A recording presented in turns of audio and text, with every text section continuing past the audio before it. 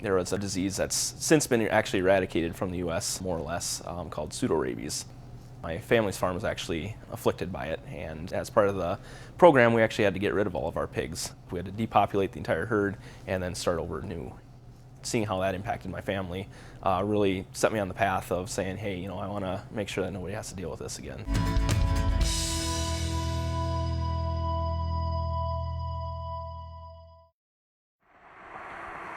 This new disease that came into the U.S., it's PED, which stands for porcine epidemic diarrhea.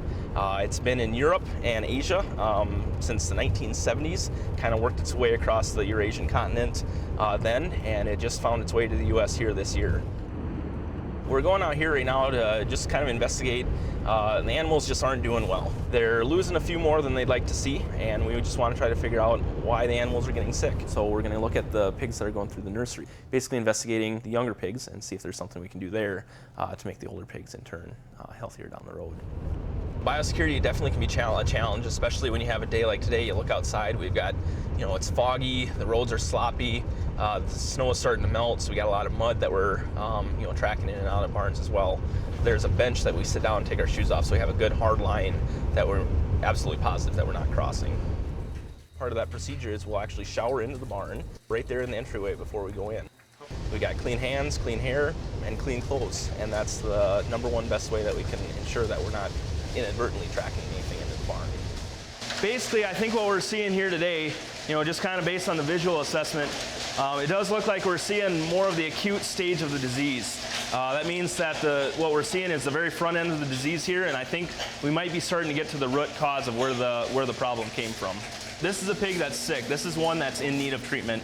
You know, just kind of doing, again, a nose-to-tail assessment. You know, you can see we've got a little bit of discharge coming out of the nose. You know, you look at his eyes, he's got kind of more of that, I call it that hay fever look in his eyes. His eyes are kind of glazed over and shut.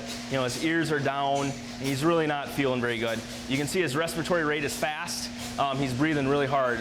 You know, we're probably starting to see some early pneumonia. You can also see his hair coat is rough and hairy. He's been running a fever, and he's really not feeling good. This is a pig that absolutely needs to be treated. If we didn't treat this pig, then his prognosis at this point would not be very good. You did a really good job, buddy. In our quest to, you know, reduce our need for antibiotics, and we're trying to really be aggressive at diagnosing and taking care of disease before it gets out of hand. What did the tag say?